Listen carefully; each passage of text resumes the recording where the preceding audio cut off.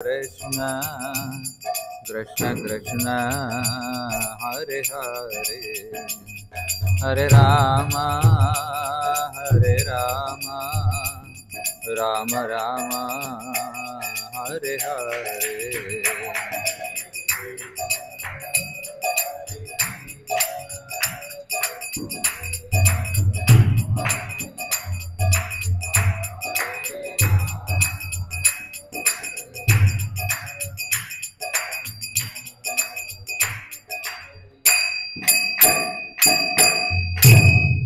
जय ओम विष्णुपाद परमहंस परिव्राजकाचार्य अष्टोत्तर शत श्री श्रीमद भक्ति वेदांत स्वामी श्रीला प्रभुपाद की जय। ग्रंथराज श्रीमद् भागवतम की जय। రెండవ శ్లోకమా? శ్లోకం రెండోదా? రెండు. ఓం నమో భగవతే వాసుదేవాయ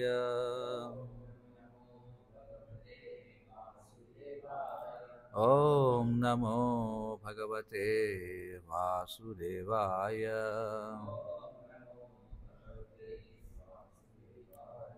ఓం నమో భగవతే వాసుదేవాయ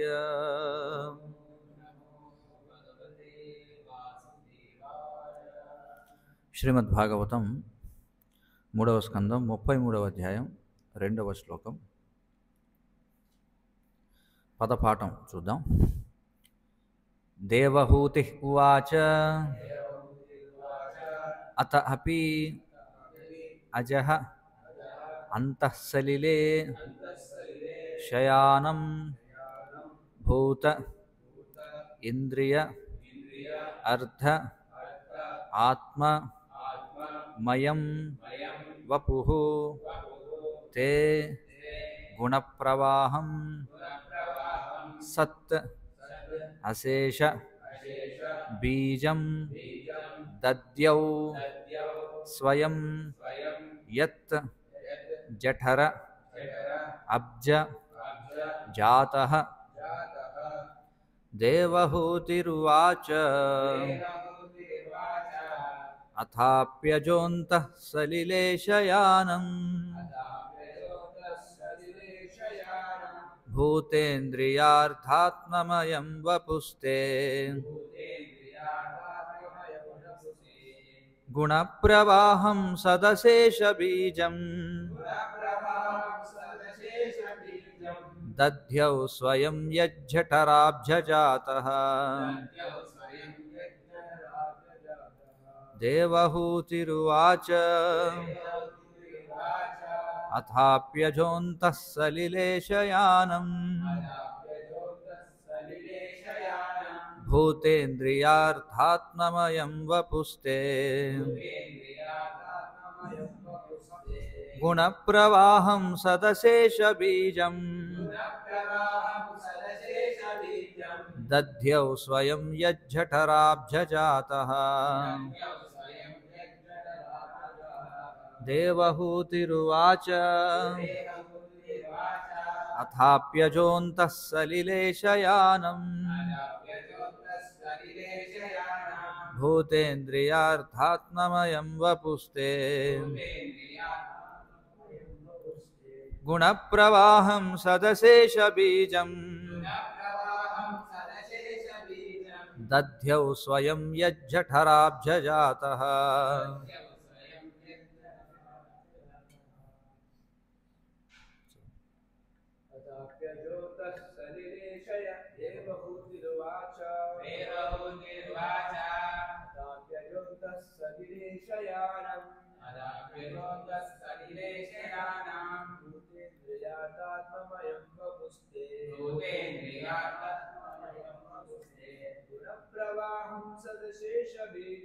గుణప్రవాహం సదశేషబీజం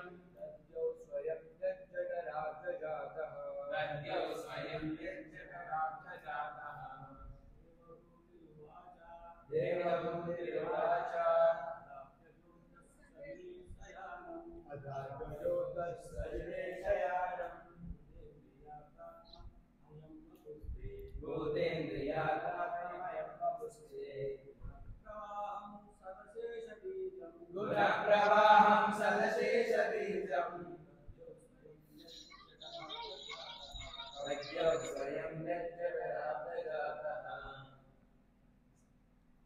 ఎవరైనా చదువుతున్నారా?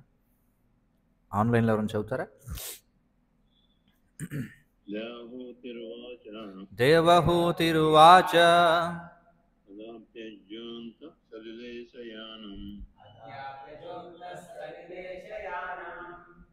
భూతేంద్రియార్థయాత్మయం వపుస్తే గుణప్రవాహం సదశేష బీజం యద్దో స్వయం యజ్ఞజఠరాబ్జజాతః.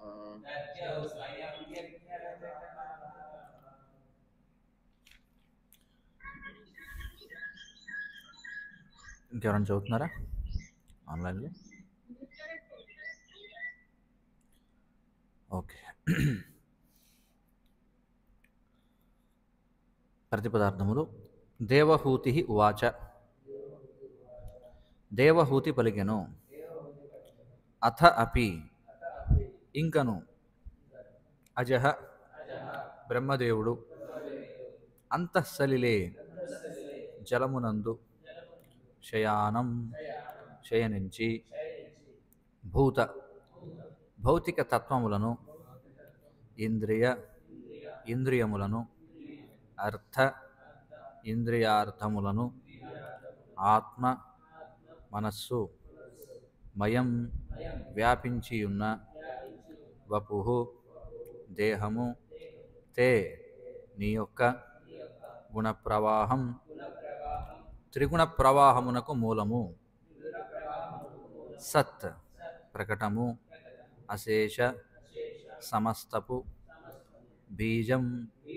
బీజము దద్యౌ ధ్యానించెను స్వయముగా యత్ యవ్వాని జఠర ఉదరము నుండి అబ్జ కమలము నుండి జాతః జన్మించెను.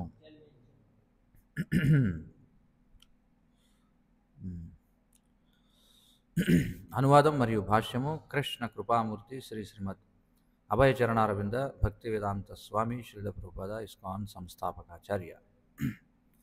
దేవహూతి పలికెను. విశ్వపు అడుగు భాగమున గల జలమునందు శయనించినప్పుడు నీ నాభి నుండి బయల్వెడలిన కమలమునందు జన్మించిన కారణమున బ్రహ్మ అజుడని పేర్కొనబడినాడు.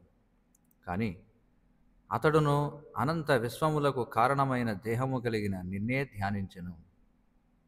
భాష్యం. బ్రహ్మదేవునికి అజుడు అనగా పుట్టుక లేనివాడు అని నామము కూడా కలదు. ఎవరి పుట్టుకను గూర్చి ఆలోచించినను దానికి ఒక తల్లి ఒక తండ్రి అవసరం. మనుషుడు ఆ రీతిగానే జన్మించును. కానీ విశ్వపు తొలి జీవుడకు బ్రహ్మదేవుడు మాత్రము దేవదేవుని అనగా గర్భోదక సాయి విష్ణువుగా తెలియబడేవాడి దేహము నుండియే నేరుగా జన్మించాను. గర్భోదక సాయి విష్ణువు విశ్వపు అడుగ భాగమున గల జలమునందు శయనించును.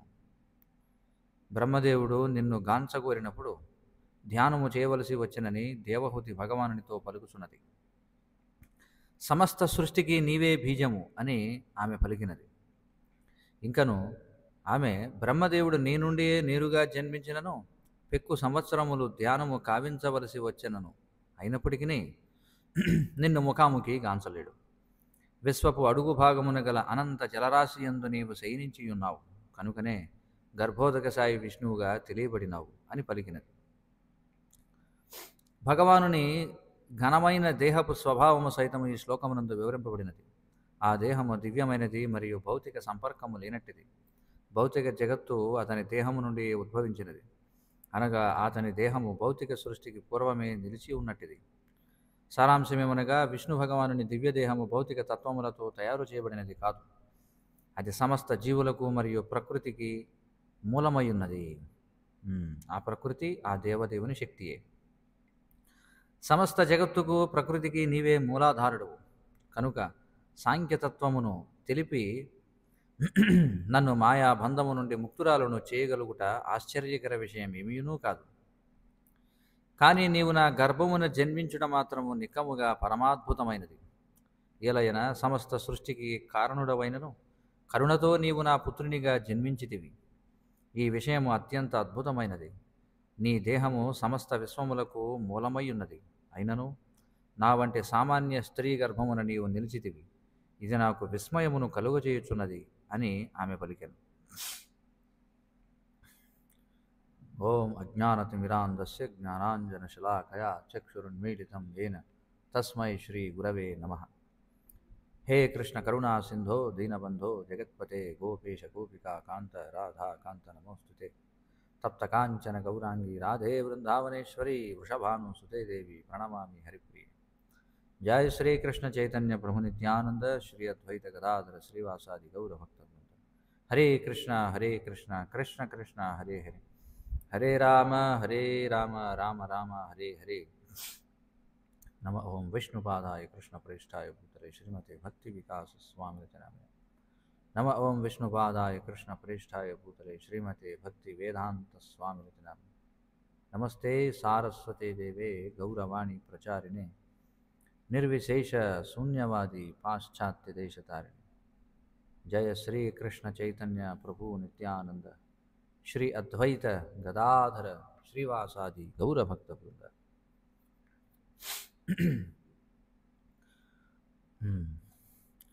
పూర్వాధ్యాయంలో కపిల భగవానుడు తన యొక్క ఉపదేశాలను ముగించాడు 32వ అధ్యాయంలో. ఇక 33వ అధ్యాయంలో దేవహూతి తన యొక్క కృతజ్ఞతలను తెలుపుకుంటుందన్నమాట. ఈ శ్లోకంలో ఆమె చెప్తుంది, అథాప్యజోంత సలిలేశయానం భూతేంద్రియార్థాత్మమయం వపుస్తే గుణప్రవాహం సతశేష బీజం దధ్యౌ స్వయం యజ్జఠరాబ్జజాతః. విశ్వపు అడుగు భాగమున గల జలమునందు శయనించినప్పుడు నీ నాభి నుండి బయల్వెడలిన కమలమునందు జన్మించిన కారణమున బ్రహ్మ అజుడని పేర్కొనబడినాడు. విశ్వము అని చెప్పి మనం అంటాం.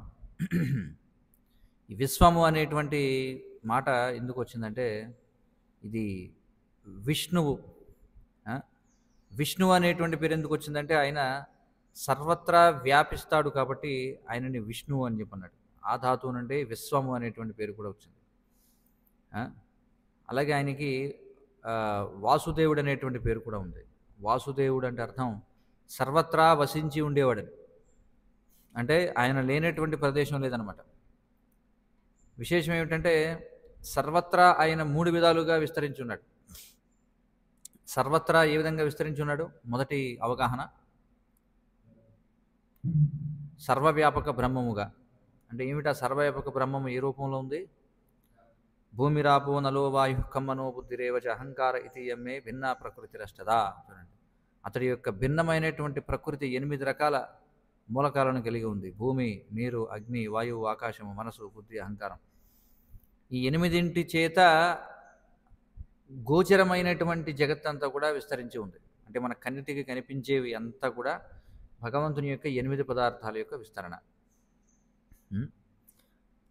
ఇది సర్వవ్యాపకత్వం.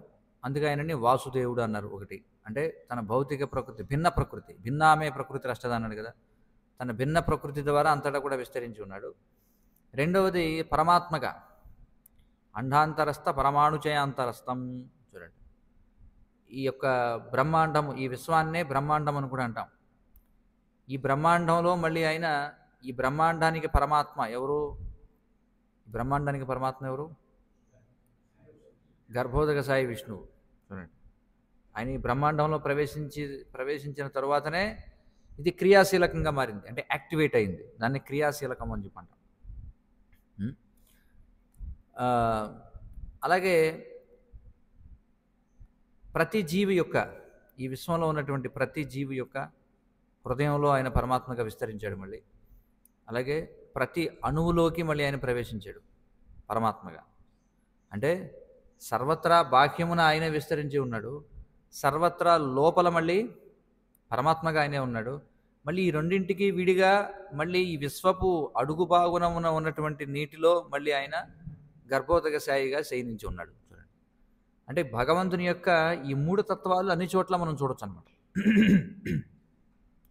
ప్రతి చోటను కూడా ఈ ముగ్గురిని మనం చూడొచ్చు. అందుకే వదంతి తత్వవిదస్తత్వం యజ్ఞానమద్వయం బ్రహ్మేతి పరమాత్మేతి భగవానితి శబ్దతే అని చెప్పన్నారు. కాబట్టి అన్ని చోట్ల ఈ విశ్వపు ప్రతి చోటున కూడా మనం చూడొచ్చు ఆయన 3 విధాలుగా విస్తరించున్నాడు. అందుచేత ఇక్కడ విశ్వపు అడుగు భాగమున గల జలమునందు శయనించినప్పుడు చూడండి, మనకి సాధారణంగా లౌకికంగా జనులు ఒకవేళ వాళ్ళు సత్వగుణంలో ఉండడానికి ప్రయత్నించకపోతే సాధారణంగా మనం అందరం కూడా తమోగుణంలోకి వెళ్ళిపోతాం అన్నమాట. అంటే నిద్రపోవడం అంటే ఇష్టం. అందుకే మనకు శయన భంగిమలో ఉంటాం.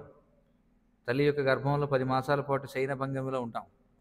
బయటికి వచ్చిన తర్వాత కూడా శయనించే ఉంటాం. శైశవము అని చెప్పి అంటారు. అందుకే దాన్ని శయనించి ఉండేటువంటి స్థితినే శైశవము అని చెప్పి అంటారు. శిశువు అని ఎవరిని అంటారు? శిశువు అంటే శయనించి ఉండేటువంటి స్థితిలో ఉన్నటువంటి వాడిని శిశువు అని చెప్పి అంటారు. మరి ఈ మాట ఎక్కడి నుంచి వచ్చింది? శాయి నుంచి వచ్చింది. శాయి అంటే ఏదో మామూలు సాగదు, మిలిక శా. ఈ శాయి అంటే ఎవరు? శయనించేవాడు. చూడండి, సాధారణంగా మనం ఎవరినన్నా ఈ పేరు పెట్టి పిలుస్తామా? నీ పేరేమిటాయా? పడుకునేవాడు అండి. ఆ పేరు ఎవరిని పెట్టుకుంటారా? పేరేమిటాయంటే పడుకునేవాడు అంటారు. పడుకునేవాడని పేరు పెట్టుకుంటే అందరూ హేళన చేస్తారు. కానీ భగవంతుడు శాయి అంటే అర్థం ఏమిటి? పడుకునేవాడని అర్థం. చూడండి, అంటే అదే మరి తేడా. మనం చేసేదానికి భగవంతుడు చేసేదానికి. మనం అదే పనులు చేస్తే మనం దూషితం అవుతాం. అదే పనులు భగవంతుడు చేస్తే ఆయన కీర్తించబడతాడు. అవునా కదా?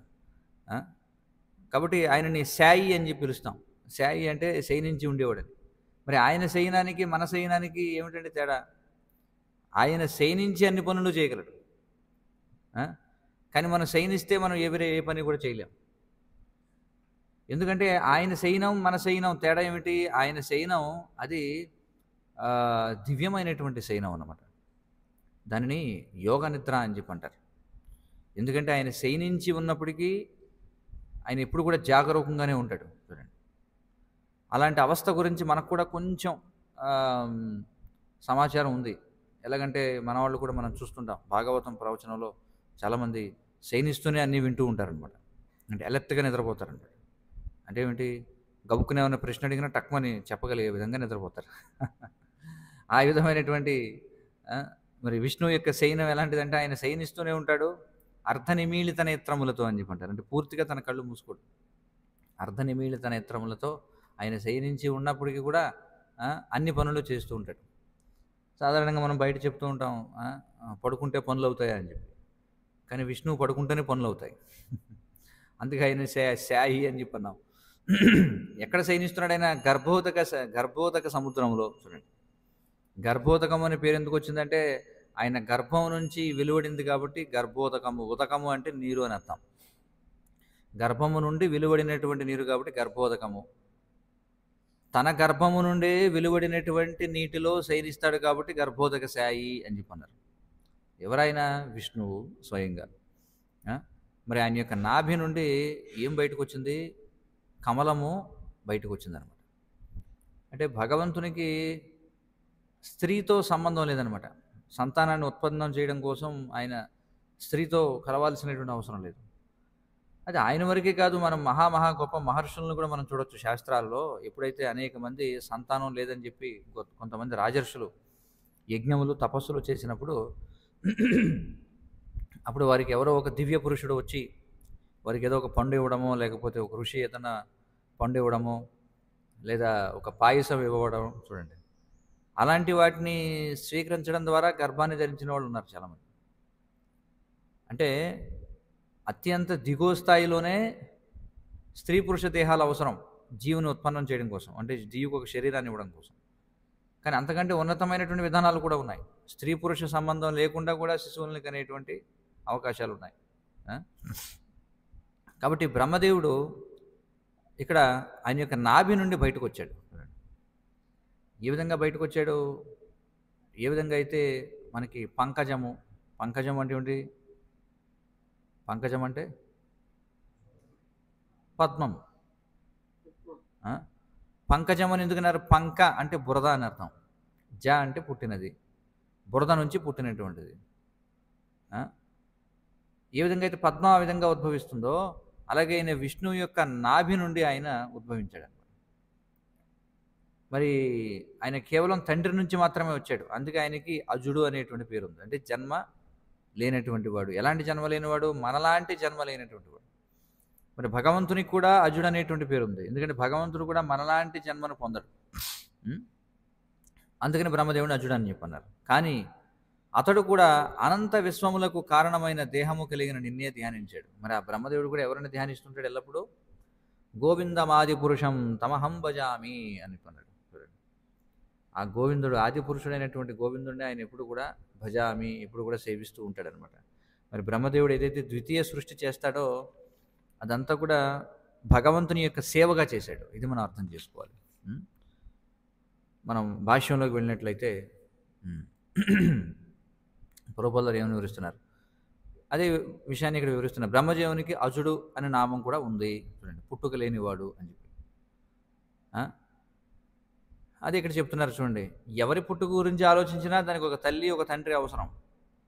మనిషి ఆ విధంగానే జన్మిస్తాడు. కానీ విశ్వంలో ఉన్నటువంటి తొలి జీవుడైన బ్రహ్మదేవుడు మాత్రం భగవంతుని దేహం నుండే నేరుగా జన్మించాడు. ఈ గర్భోదక సాయి విష్ణువు విశ్వపు అడుగు భాగమున గల జలమునందు శయనించును. నీటి యందు ఎవరు శయనించగలరు చెప్పండి? ఎవరు? చేపలు. భగవంతునిలో ఏవైతే సామర్థ్యాలు ఉన్నాయో, భగవంతునిలో ఏవైతే గుణాలు ఉన్నాయో అవే గుణాలు ఈ సృష్టి అందంతటా కూడా వ్యాప్తి చెంది ఉండడం మనం చూడొచ్చు అన్నమాట.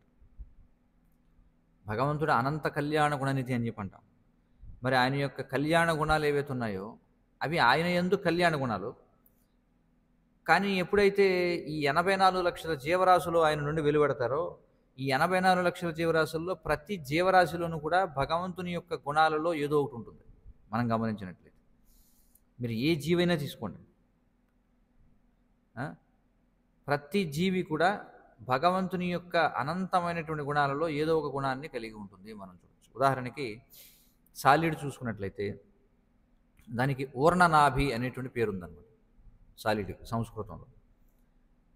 దాని విశేషం ఏంటంటే ఈ ఊర్ణనాభి అంటే సాలీడు ఏం చేస్తుందంటే తన యొక్క నోటి నుంచి తంత్రులను బయటికి తీస్తుంది. అంటే ఈ యొక్క తన యొక్క లాలాజలం నుండి ఈ తంత్రులు అంటే తాళ్ళు తయారు చేస్తుంది.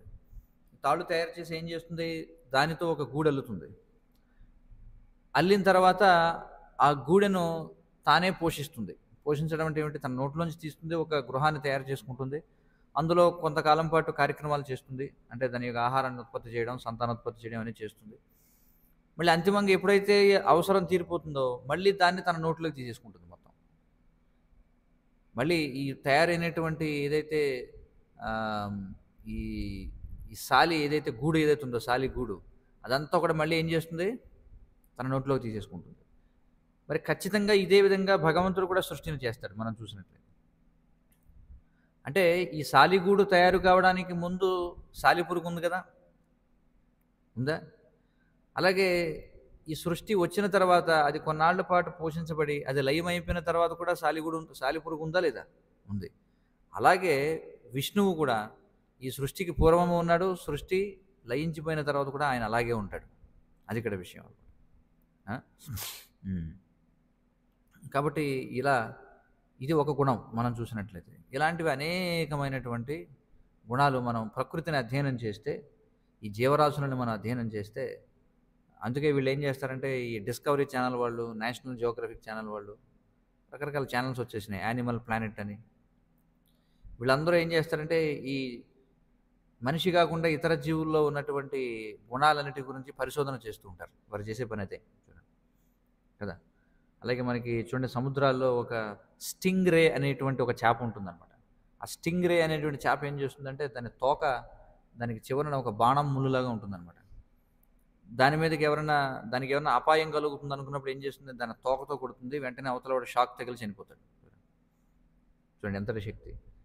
అంటే ఆ యొక్క చూడండి భగవంతునికి ఏర్పాటు ఆ విద్యుత్తుని తన యందే కలిగి ఉంది కాదు, తన శరీరంలో ఆ విద్యుత్ ఉంది, కానీ తన యందు ఉన్నప్పుడు దానిని చంపడంలా. కానీ ఎప్పుడైతే ఇతర జీవులలోకి అదే వెళుతుందో అప్పుడే చంపబడుతుంది.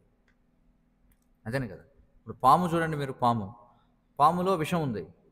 విషం అది తన శరీరంలో కలిగి ఉంది, కానీ అది చనిపోతుందా? లేదు.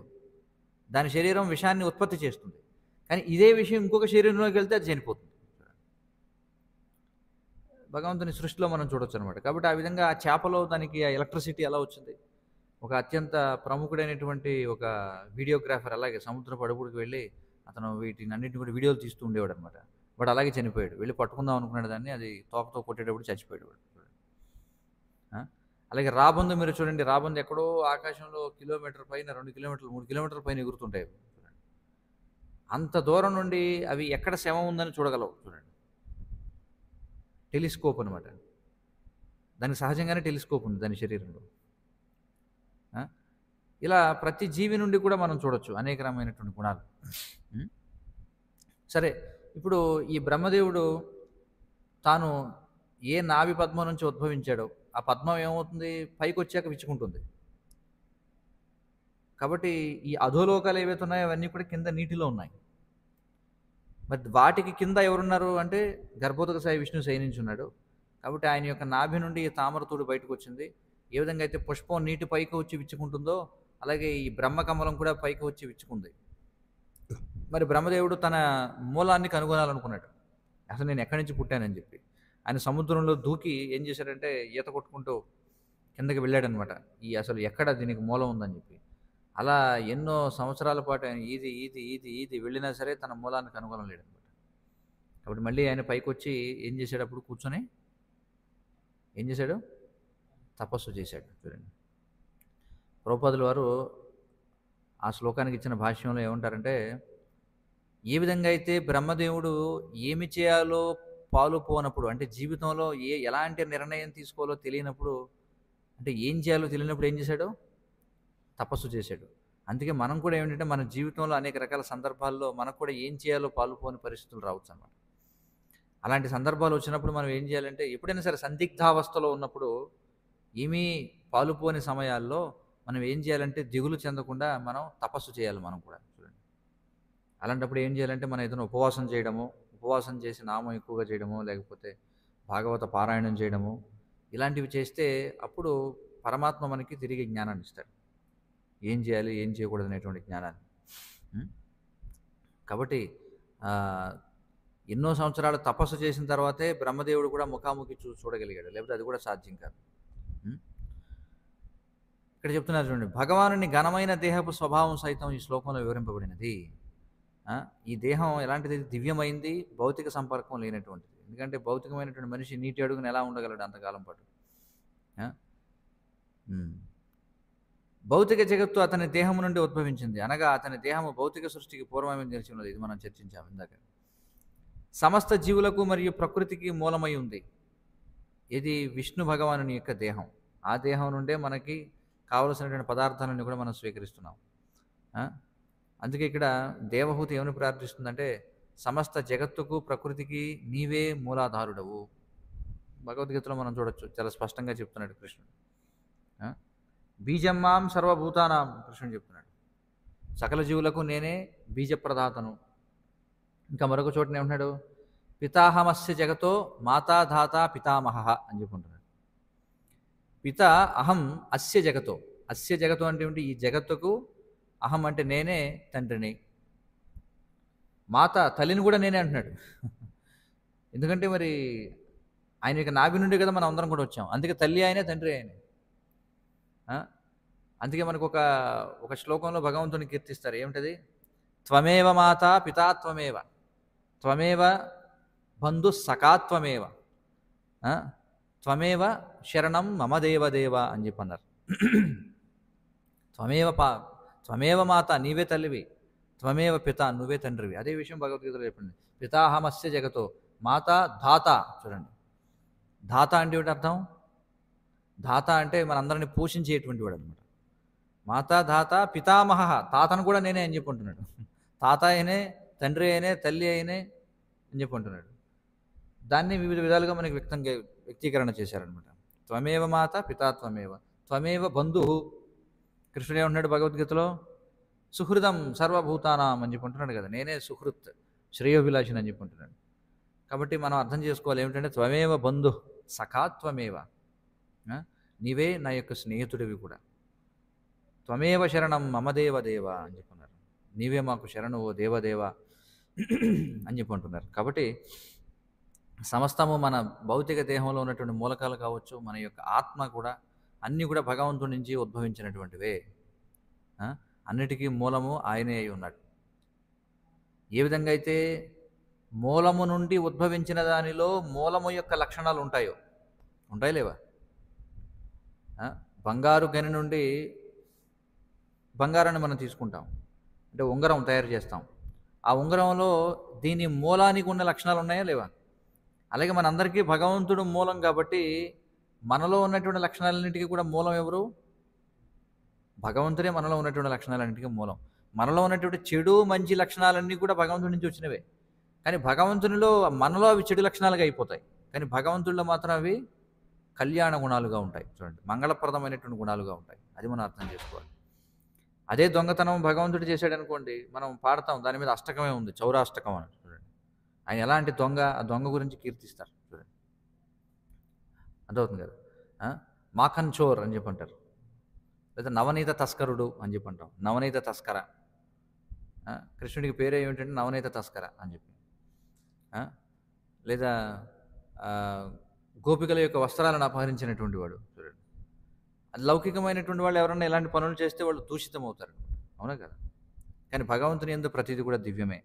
కనుక మన యొక్క లక్షణాలు ఏవైతే మనకి ఈ భౌతిక ప్రపంచంలో ఉన్నాయో అవన్నీ కూడా భగవంతుడి నుంచే వచ్చాయి. కానీ ఆ లక్షణాలు మనలో ఉండి మనం చేసే తప్పుడు పనులకు భగవంతుడు బాధ్యుడు కాదు.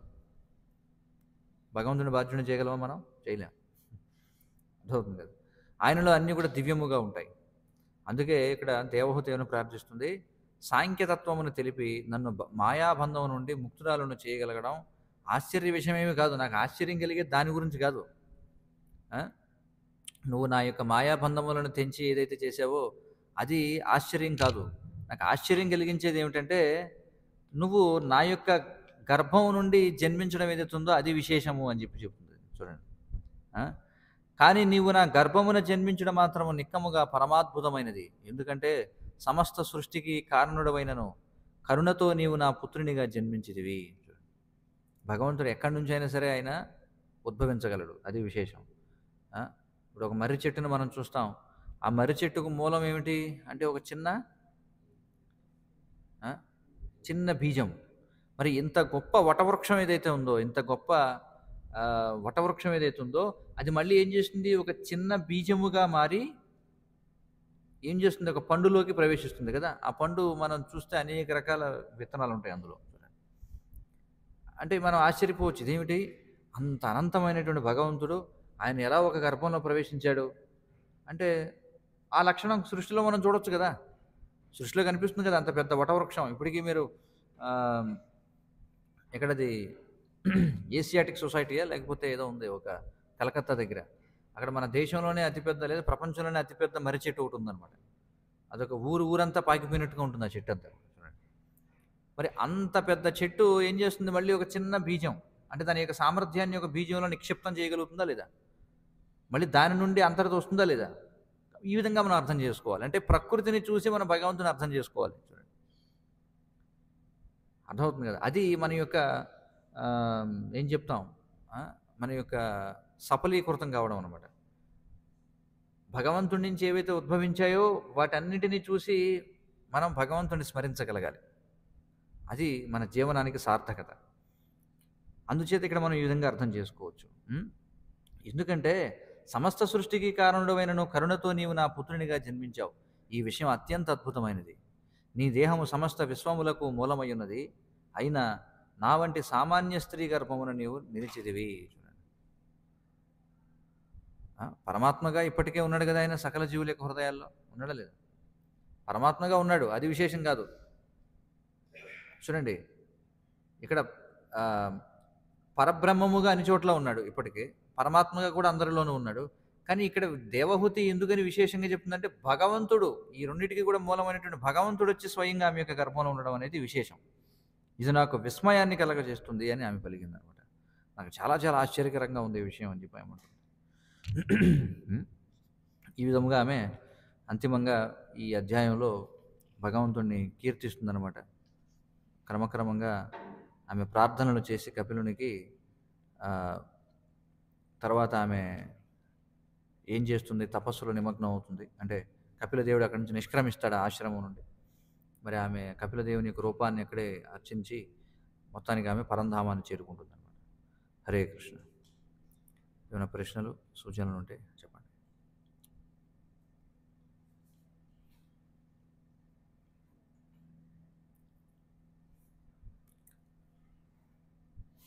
హరే కృష్ణ ప్రభు. హరే కృష్ణ. ప్రణామాలు ప్రభు. ప్రణామాలు చెప్పండి. ప్రభు ఇప్పుడే చెప్పారు కదా, పరమాత్మ రూపంలో పరబ్రహ్మ రూపంలో భగవంతుడు ఉన్నాడు అని. అంటే అణువణువులో కూడా ఆయన ఉన్నాడు అని కదా ఉమ్, భౌతిక ప్రపంచంలో. అవును. ఒక రాయిలోనూ అట్లా భగవంతుడు ఉన్నాడు అంటే ఆ రాయిలో ఏ లక్షణం మనకు కనిపిస్తుంది? అంటే పంచభూతాలు అని అట్లా అర్థం చేసుకోవాలి. ఆ రాయి ఏదైతే ఉందో అది భూమి యొక్క విస్తరణ. స్థాయిగా ఉంటుంది కదా, దానిలో ఎటువంటి జీవ లక్షణం ఉండదు కదా. ఉమ్, అవును. రాయి అనేది భౌతిక పదార్థం, కానీ శిలల్లో కూడా ప్రాణం ఉందని శాస్త్రాలు మనకు చెప్తున్నాయి. అయితే మనకి అవును ప్రభు. శ్రీల ప్రభుపాదుల వారు ఏమని చెప్తారంటే దాన్ని ఎలా వివరిస్తారంటే, consciousness in a dormant state is called dull matter అని చెప్పంటారు. అంటే మనం ఏదైతే జడ పదార్థం అని అనుకుంటున్నామో అది మనకి జడ పదార్థం, కానీ భగవంతుని దృష్టిలో ఏది జడ పదార్థం కాదు. భగవంతుడు దేనినైనా సరే సచేతనంగా చేయగలడు అనమాట. అందుకే ఇక్కడ ప్రభుపాదుల వారు ఏమంటున్నారంటే, చైతన్యము నిద్రాణముగా ఉన్న స్థితిలో ఏవైతే ఉన్నాయో వాటిని జడ పదార్థాలు అని అంటాం వాస్తవానికి. అంటే వాటికి కూడా చైతన్యం ఉందన్నమాట, కానీ వాటి చైతన్యం నిద్రాణమైనటువంటి స్థితిలో ఉంది. అదే డల్ మ్యాటర్ అంటే, దాన్నే జడ పదార్థం అని చెప్పి అంటాం. కానీ భగవంతుడు జడ పదార్థాన్ని కూడా ఆయన సచేతనంగా మార్చగలడు. మనం చూసినట్లయితే అహల్య ఉదాహరణ ఉంది మనకి. రాముని యొక్క పాదస్పర్శ తగలగానే వెంటనే అది సజీవంగా అయిపోయింది. అందుచేత రాళ్లలో కూడా జీవం అనేది ఉంది, మనం అర్థం చేసుకోవాలి.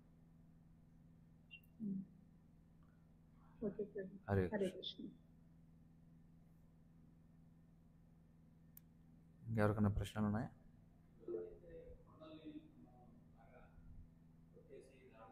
ఉమ్.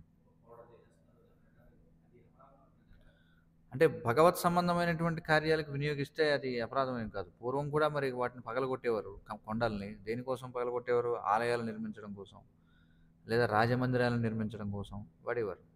మరి అంతిమంగా మనం భగవత్ సేవలో నెలకొన్నట్లయితే మనం ఈ ప్రకృతిలో ఉన్న దేనిని వాడుకున్నా తప్పు లేదు.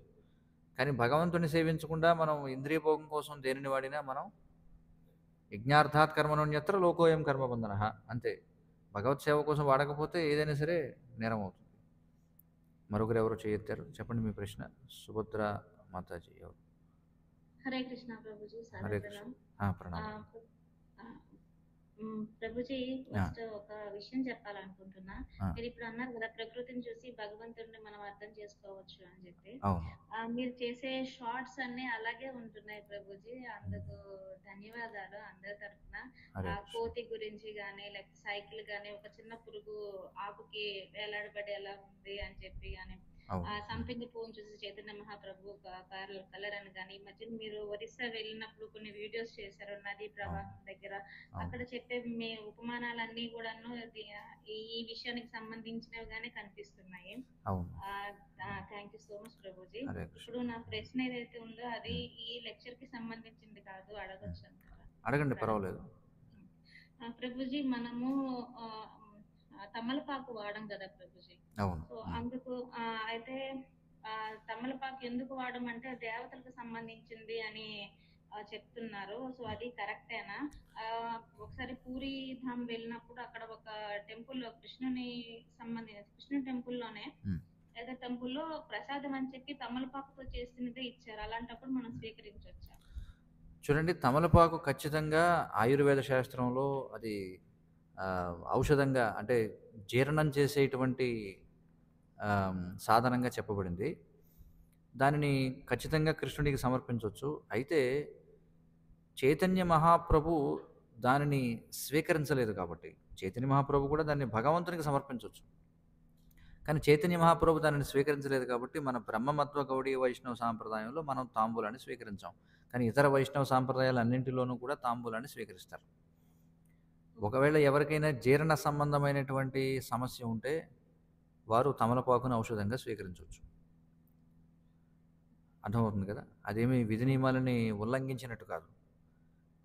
కానీ సాధారణంగా ఇతర సాంప్రదాయాల్లో మామూలుగా బయట తమలపాకుని ఒక భోగ వస్తువుగా స్వీకరిస్తారు. అంటే ఆహారం స్వీకరించిన తర్వాత తాంబూలం వేయడం అనేది అది కూడా ఏంటంటే దాన్ని ఏమంటే ఒక సౌఖ్యం అనమాట. కానీ చైతన్య మహాప్రభు దాన్ని కూడా త్యజించారు, ఆ సౌఖ్యాన్ని కూడా. పూర్వం మనం చూసినట్లయితే ఖచ్చితంగా ప్రతి ఇంట్లోనూ కూడా ఆహారాన్ని స్వీకరించిన తర్వాత తాంబూలం స్వీకరిస్తారు, ఎందుకంటే బాగా జీర్ణం కావడం కోసం అని చెప్పి. కానీ మనం చైతన్య మహాప్రభు యొక్క అడుగుజాడలు అనుసరిస్తున్నాం కాబట్టి మనం సాధారణ పరిస్థితుల్లో దాన్ని స్వీకరించాం. కానీ ఒకవేళ ఎవరికైనా జీర్ణ సంబంధమైనటువంటి వ్యాధులు ఉంటే మనకి సాధారణంగా జీర్ణ వ్యవస్థలో చూడండి, ఆయుర్వేద శాస్త్రం ఏం చెప్తుందంటే మన శరీరంలో వచ్చేటువంటి చాలా వ్యాధులకి కారణం ఏమిటంటే మనం తీసుకునేటువంటి ఆహారం సక్రమంగా జీర్ణం కాకపోవడం అని చెప్పి. అందుకే ఆయుర్వేద కవిరాజుల దగ్గరికి వెళ్తే వాళ్ళు తమలపాకు రసాన్ని తాగమని చెప్తారు. కాబట్టి ఆ విధంగా సమస్య ఉన్న వాళ్ళు ఎవరైనా ఉంటే దాన్ని ఔషధంగా స్వీకరించవచ్చు. అంటే ప్రభుజీ అంటే అర్థమైంది. ఇప్పుడు ఎవరికైనా ఏమంటారు డెలివరీ అయ్యేటప్పుడు ఆ లేడీకి కూడాను ఆమెకి ఆ పళ్ళు అవి గట్టిపడడానికి నవలమని ఇస్తారు ప్రభుజీ. తమలపాకు నవిలితే మళ్ళీ పళ్ళు గట్టి పడతాయని చెప్పేసి అంటారు. సో అది తీసుకోవచ్చు. అదే ఔషధంగా, అదే చెప్తున్నాను, ఆయుర్వేదంలో ఔషధంగా దాన్ని మనం స్వీకరించవచ్చు. హరే కృష్ణ. జ్యోతి ఎవరో చేయెత్తారు, ప్రశ్న ఏమిటి చెప్పండి. హరే కృష్ణ ప్రభుజీ. హరే కృష్ణ. అదే మన జపం చేసేటప్పుడు కృష్ణ మంత్రం ఉంది కదా ప్రభుజీ, అది సోషల్ మీడియాలో కృష్ణ అని పలకాలి, కృష్ణ అని పలికితే కాదు కృష్ణ అని పలకాలి అని చెప్తున్నారు. అంటే కృష్ణ అంటే ఆకర్షణ, కృష్ణ అంటే అది వేరే. కృష్ణ కృష్ణ అంటే కృష్ణుడు ఎలా పలుకుతాడు, వేరే ఎవరో అనుకుని కృష్ణుడు కూడా పక్కకు పోతాడు, కృష్ణ అని పలకాలి అంటున్నారు. అవి అర్థం పర్థం లేనటువంటి విషయాలు అవి. మీ ప్రశ్న పూర్తయిందా? ఇంక చెప్పండి మీ ప్రశ్న పూర్తయింది. అది ఈ కృష్ణ కృష్ణ దగ్గర నేను చాలా కన్ఫ్యూజ్ అవుతున్నాను ప్రభుజీ. జపం చేసేటప్పుడు కృష్ణ అని చెయ్యాలా కృష్ణ అని చెయ్యాలా అనేది నాకు అర్థం కావట్లేదు. ఓకే, సరే. మీ ప్రశ్నకి సమాధానం శ్రీమద్ భాగవతం 6వ స్కందంలో మీరు యమదూతలకి యమభటులకు అలాగే యమరాజుకి యమభటులకి మధ్య జరిగినటువంటి సంవాదం ఒకసారి చదవండి. మీ దగ్గర భాగవతం ఉందా? అయితే మా ఫోన్ నెంబర్ మీ దగ్గర ఉన్నట్లయితే వెంటనే మెసేజ్ పెట్టండి, మీకు భాగవతం పంపిస్తాం. అందులో భాగవతం 6వ స్కందంలో యమభటులకి యమరాజుకి అలాగే యమభటులకి విష్ణుదూతలకి మధ్య జరిగినటువంటి సంవాదంలో ఒకవేళ ఎవరైనా సరే సరిగ్గా పలకలేకపోయినా, అపహాస్యంగా పలికినా, వేరే దేనినో సూచిస్తూ పలికినా సరే ఈ హరినామం ఉచ్చరించినటువంటి ఫలితం పూర్తిగా వస్తుందని శాస్త్రంలో చెప్పబడింది. మీకు అర్థమవుతుంది కదా నేను చెప్పేది? మీరు చూడండి, మీరు భాగవతం 6వ స్కందం తీసుకోండి, అందులో మీరు అజామిలోపాఖ్యానంగా వెళ్ళండి. అజామిలోపాఖ్యానంలో చాలా స్పష్టంగా ఉంది. ఆ అధ్యాయంలో వాళ్ళు స్పష్టంగా చెప్తారు, విష్ణుదూతలు ఏమని చెప్తారంటే ఒకవేళ అస్పష్టంగా పలికినా సరే, పలకడం రాకపోయినా సరే, అలాంటి దానికే మరి ఉచ్చారణ చేసినటువంటి ఫలితం వస్తుందని చెప్తే వీళ్ళు ఏ విధంగా కృష్ణ అంటే ఒకటి, కృష్ణ అంటే ఒక అర్థం వస్తుంది అని ఏ విధంగా అంటారు? భావగ్రాహి జనార్దన అని చెప్పి అన్నారు. వారు కృష్ణ అన్న మీరు ఏది పలకగలిగితే అది పలకండి. మీకు అర్థమవుతుంది కదా? దక్షిణాదిలో క్రు అని పలుకుతారు, ఉత్తరాదిలో క్రి అంటారు. కానీ ఆ పలికే వాళ్ళకి స్పష్టంగా తెలుసు వాళ్ళు కృష్ణుడిని ఉద్దేశించి చేస్తున్నారని చెప్పి. కాబట్టి అందులో ఎలాంటి దోషం లేదు. మీరు విదేశాల్లో మీరు చూస్తే చాలామంది విదేశీయులకి అసలు ఈ సంస్కృత శబ్దాలు వాళ్ళ భాషల్లో కొన్ని పదాలే లేవు. అరబ్బీ భాషలో సా అనేది లేదు, అలాగే కొన్ని భాషల్లో రా అనేది లేదు. వాళ్ళు హరే కృష్ణ అని అనడానికి బదులుగా హడే కృష్ణ అని చెప్పి అంటారు. మీకు అర్థమవుతుంది కదా? కానీ అలాంటి వాళ్ళు కూడా మరి మహా గొప్ప భక్తులుగా ఉన్నారు. అందుకే గురు శిష్య పరంపరాగతంగా వచ్చినటువంటి వారి నుంచే వినాలి అని చెప్పి చెప్పబడింది. ఆ విధంగా గురు శిష్య పరంపరలో లేని వాళ్ళ నుంచి మనం ఏం చేస్తామంటే సాధారణంగా ఓకే వీళ్ళు పాపులర్, వీళ్ళు బాగా వీడియోలు చేస్తున్నారని ఏదో చేస్తూ ఉంటాం, వింటూ ఉంటాం. కానీ వాళ్ళకి ఎంతవరకు ప్రామాణికత ఉంది, వాళ్ళు శాస్త్రం నుంచి మాట్లాడుతున్నారా లేదా అనేది మనం చూడాలి. అర్థమవుతుంది కదా? కాబట్టి అందులో దోషం లేదు. మీ ప్రాంతంలో మీరు పుట్టినప్పటి నుంచి మీకు ఏ విధంగా పలకడం అలవాటో ఆ విధంగా మీరు పలకండి. కానీ మీకు స్పష్టంగా తెలుసు అది కృష్ణుడిని ఉద్దేశించని, అందులో ఎలాంటి దోషం లేదు. నేను ఎలా చెప్తున్నానంటే ఇదిగో శాస్త్ర ప్రమాణం, భాగవతం 6వ స్కందం నేను చెప్పిన దానికి ప్రమాణం. వాళ్ళు చెప్పేదానికి ప్రమాణం చూపించమని చెప్పండి. అర్థమైంది కదా మీకు? ప్రభుజీ అదే మీరు షార్ట్ వీడియోలో సోయా తినొద్దు, అది సాత్విక ఆ, ఆహారం కాదన్నారు ప్రభుజీ. అవును. అంటే కొంతమందికి పాల పదార్థాలు పడవు, ప్రోటీన్ సోర్స్ అనేది దొరకదు, ఈ సోయానే తినాల్సి వస్తుంది. మరి అలాంటప్పుడు ఏంటి ప్రభుజీ? అదే ఔషధంగా దేనినైనా స్వీకరించవచ్చు. మనం అదే చెప్తున్నాం. ఔషధంగా అది శాకాహారం అయి ఉంది కాబట్టి శ్రీల ప్రభుపాదుల వారు ఎందుకని దానిని నివేదన చేయొద్దని చెప్పారంటే, ఈ సోయా సంబంధమైనటువంటి వాటిని అందులో మనిషి శరీరం జీర్ణం చేసుకోగలిగిన దానికంటే అత్యధిక మోతాదులో మాంసకృతులు అంటే ప్రోటీన్లు ఉంటాయి. అందుకే మనం చూస్తే సాధారణంగా ఆయుర్వేద పరిభాషలో చివరికి మినపప్పు కూడా వారానికి 1-2 సార్లకు మించి తినకూడదు అని ఆయుర్వేదంలో కూడా చెప్పబడింది. ఎందుకంటే మినపప్పులో అత్యధిక శాతంగా మాంసకృతులు ఉంటాయి.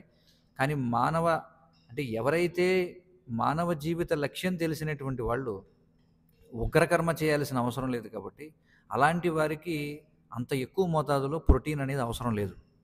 మరి కృష్ణ చైతన్యంలో ఉన్నాడంటే వాడు ఉగ్రకర్మ చేయడు, వాడు సాత్వికమైనటువంటి జీవనం గడుపుతాడు. అలాంటి వాడు అనవసరంగా శరీరంలో ప్రోటీన్ యొక్క మోతాదుని పెంచుకున్నట్లయితే అది వ్యాధి రూపంలో మళ్ళీ మనల్ని ఇబ్బంది పెడుతుంది అనమాట. అందుకని ఈ సోయాబీన్ని, అలాగే రెడ్ లెంటిల్ అని చెప్పి ఒకటి ఉంటుంది, దాని తెలుగులో ఏమంటారు మనకు తెలియదు, అది ఒక రకమైన పప్పు, అది కూడా ప్రభుపాదుల వారు వాడొద్దని చెప్పారనమాట. ఎందుకంటే వీటిలో తీవ్రమైనటువంటి అంటే చాలా ఎక్కువ శాతంలో, అంతవరకు ఎందుకు, మీరు రోజు పన్నీర్ తిన్నా మీ ఆరోగ్యం పాడైపోతుంది. ఇంకా అర్థమవుతుంది కదా, అదే లిస్టులో చెప్పలేదు. కానీ మీరు రోజు అదే పనిగా పన్నీర్ తిన్నారనుకోండి, అప్పుడు కూడా రోగం వస్తుంది మనిషికి. ఎందుకంటే మనం తీసుకునేటువంటి ఆహారాన్ని మనం జీర్ణం కూడా చేసుకోగలగాలి. జీర్ణం అవ్వకపోతే అదే కదా ఆయుర్వేదం చెప్తుంది, జీర్ణం కాకపోవడం వల్లే మనకి ఈ రోగాలన్నీ కూడా వస్తున్నాయి అన్నమాట. కాబట్టి ఏవైతే చెప్పబడిందో ఏదైనా సరే అతి సర్వత్రా వర్జయేత్ అన్న శాస్త్రాలు చెప్పారు. అతి ఎక్కడ కూడా పనిచేయదనమాట. మంచిదైనా సరే అతిగా చేసామనుకోండి, భౌతికమైనది అయితే దానివల్ల కూడా దోషం వస్తుంది. అందుకని మరి సోయాబీన్ అలాగే వీటిని ఎందుకు వద్దని చెప్పారంటే అందుచేత. కానీ మీరు అన్నట్టుగా ఆరోగ్య సంబంధమైన ఏమన్నా సమస్యలు ఉన్నాయని అనుకుంటే వారు దాన్ని ఔషధంగా స్వీకరించవచ్చు. ఆ విషయానికి వస్తే భగవత్ ప్రసాదాన్ని కూడా మనం ఔషధంగానే స్వీకరించాలని శాస్త్రాలు చెప్తున్నాయి. ప్రభుపాదుల వారు అంటారు, భగవత్ ప్రసాదం అన్నీ తినదగినవే, అందులో అదైనా ఎక్కువగా తింటే అది మాయ అయిపోతుంది అన్నారు. కాబట్టి ఇక్కడ మన సూత్రాన్ని అర్థం చేసుకోవాలి. మీకు అర్థమైంది అనుకుంటాను. అర్థమైంది ప్రభుజీ. కాబట్టి మీరు ఎక్కడుంటారో, ఏ ప్రాంతానికి చెందిన వాళ్ళు మీరు?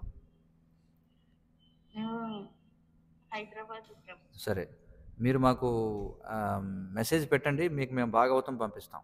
హరే కృష్ణ. మరి ఇతరులు కొంతమంది చేయెత్తారు, చెప్పండి మీ ప్రశ్న ఏమిటో. హరే కృష్ణ ప్రభు. ఇప్పుడు మనం చూసుకుంటే త్రేతాయుగంలో కానీ ద్వాపరయుగంలో కానీ రాముడు కృష్ణుడు కూడా తల్లి గర్భంలోంచి జన్మించాలని శాస్త్రం చెప్తుంది. అలాగే మరి సీతాదేవి రాధారాణి కూడా తల్లి గర్భంలో జన్మించలేదు. దానికి కారణం ఏంటి? వాళ్ళు ఎలా వచ్చారనేది నీకు ముఖ్యమా, లేకపోతే వాళ్ళ యొక్క కార్యం ఏం చేశారనేది ముఖ్యమా? నరసింహస్వామి స్తంభం నుంచి వచ్చాడు, దాని గురించి ఎందుకు ప్రశ్నించరు? వరాహస్వామి బ్రహ్మదేవుని యొక్క ముక్కు నుంచి వచ్చాడు, దాని గురించి ఎందుకు ప్రశ్నించరు? మన యొక్క సాధనకి ఉపయోగపడేటువంటి ప్రశ్నలు మనం వేయాలన్నమాట. రాముడు ఇప్పుడు సరే, బ్రహ్మదేవుడు విష్ణువు యొక్క నాభి నుంచి వచ్చాడు, దాని గురించి ఎందుకు ప్రశ్నించరు? ఆయన తన ఇష్టం అన్నమాట, ఆయన ఇచ్చానుసారం ఎక్కడి నుంచైనా వస్తాడు ఆయన. అవసరమైతే ఎక్కడి నుంచైనా కాదు, బ్రహ్మదేవుడు ముక్కు నుంచి వచ్చాడు వరాహ రూపం. మత్స్య అవతారం ఎక్కడి నుంచి వచ్చింది ఎవరికి తెలియదు, ఉన్నట్టుండి వచ్చాడు ఆయన. నరసింహస్వామి ఆయన స్తంభం నుంచి వచ్చాడు. మరి వాటి గురించి అడగకుండా ఈ రాముడు కృష్ణుడు వీళ్ళు ఇలా ఎందుకు వచ్చారంటే వాళ్ళు మానవ అవతారంగా వచ్చారు. వాళ్ళు ముఖ్యంగా మనుషుల్ని ఆకర్షించడం కోసం. వారి యొక్క దానిలో భగవంతుడు ఏదైనా ఒక కార్యం చేశారంటే అందులో అనేకమైనటువంటి విషయాలు నిక్షిప్తమై ఉంటాయి. అవన్నీ మనం చూడాలి. కానీ ఎవరో మొదలు పెడతారు సోషల్ మీడియాలో, ఎవడో అంటాడు ఇలా ఎందుకు చేశారని, దాన్ని అందరూ పట్టుకుంటారు అనమాట. అలా ఎందుకైంది, సీతాదేవి ఇలా పుట్టింది, అలా పుట్టింది. సరే, ఆవిడ ఎలా పుట్టింది, ఈయన ఎలా పుట్టాడు, నువ్వు ఎలా పుట్టావు, నువ్వు ఎందుకు పుట్టావు, అది మనం అర్థం చేసుకోవాలి. హరే కృష్ణ. ఇంకేమైనా ప్రశ్నలు ఉన్నాయా ఎవరికైనా? దండత్ ప్రణామం. చెప్పండి శ్యామానంద ప్రభు. గరిష్టాధికారి, మధ్యమాధికారి, ఉత్తమాధికారి యొక్క వివరణలకు సంబంధించి విన్నాను. ప్రభుపాదుల వారు వివరించిన బుక్స్ కాకపోతే మళ్ళీ కూడా ఒకసారి వివరిస్తారు. ఒక పని చేయండి మీరు, మీకు అది భాగవతం 3వ స్కందంలో కపిల భగవానుడు ఒక అధ్యాయంలో ఉత్తమ, మధ్యమ, కనిష్ట అధికారుల యొక్క లక్షణాల గురించి చెప్తాడు. 3 స్థాయిల్లో ఏ విధంగా భక్తులు 3 స్థాయిల్లో ఎలా ఉంటారో అలాగే భక్తి కూడా 3 రకాల్లో 4 రకాలుగా ఎలా ఉంటుందనేది వివరించాడు. మీ దగ్గర భాగవతం ఉందా? ఉంది ప్రభుజీ. కాబట్టి మీకు నేను అది శ్లోకం నా నెంబర్ నా దగ్గర ఉంది కాబట్టి మీకు అది పెడతాను. ముందు ఒకసారి చదవండి. చదివి మీకు అర్థం కాకపోతే నన్ను సంప్రదించండి, నేను వివరిస్తాను. అది మామూలుగా మహారాజు చేతుల మీదుగా ఓపెనింగ్ చేద్దామని వెయిట్ చేస్తున్నాం ప్రభుజీ. అలా చేయడం అది మంచిది కాదు. మహారాజు వచ్చి ఎప్పుడు మీ భాగవతం సెట్ ఓపెన్ చేస్తారు? ఈ లోపు ఏమైనా జరగవచ్చు కదా. మనం ఒక బుక్ తీసుకెళ్ళి త్వరగా సైన్ తీసుకున్న తర్వాత ప్రారంభించాం. అలా ఏమి లేదు. శుభస్య శీఘ్రం, ఈ లోపు ఏదైనా జరగవచ్చు. ఆలస్యం అమృతం విషం అన్నారు. కాబట్టి అలా వెయిట్ చేయకండి. ఈరోజే వెంటనే వెళ్ళి 3వ స్కందం ఓపెన్ చేసి మీకు నేను నెంబర్ పెడతాను, అది తీసి చదవండి. ఓకే ప్రభుజీ. హరే కృష్ణ.